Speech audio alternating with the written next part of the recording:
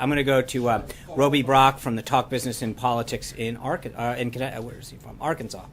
Hey, thanks, Sean. Roby Brock with Talk Business and Politics here in Arkansas, the home of the rowdiest town halls in the nation. I have a question on medical marijuana. Our state voters passed a medical marijuana amendment in November. Now we're in conflict with federal law, as many other states are. The Obama administration kind of chose not to strictly enforce those federal marijuana laws. My question to you is, with Jeff Sessions over at the Department of Justice as AG, what's going to be the Trump administration's position on marijuana legalization where it's in a state-federal conflict like this?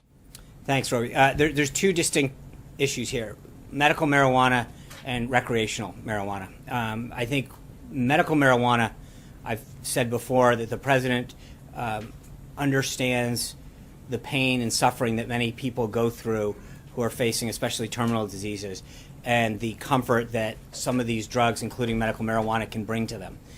And that's one that Congress, through a rider in 2011, looking for a little help, I think put in an appropriations bill saying the Department of Justice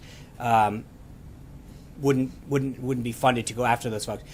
There's a big difference between that and recreational marijuana. And I think that when you see something like the opioid addiction crisis blossoming in so many states around this country, the last thing that we should be doing is encouraging people. There is still a federal law that we need to abide by in terms of the medical, when it comes to recreational marijuana and other drugs of that nature. So I think there's a big difference between medical marijuana, which states have the states where it's allowed in accordance with the appropriations rider have set forth a process to administer and regulate that usage versus recreational marijuana. That's a very, very different subject. And I think Shannon,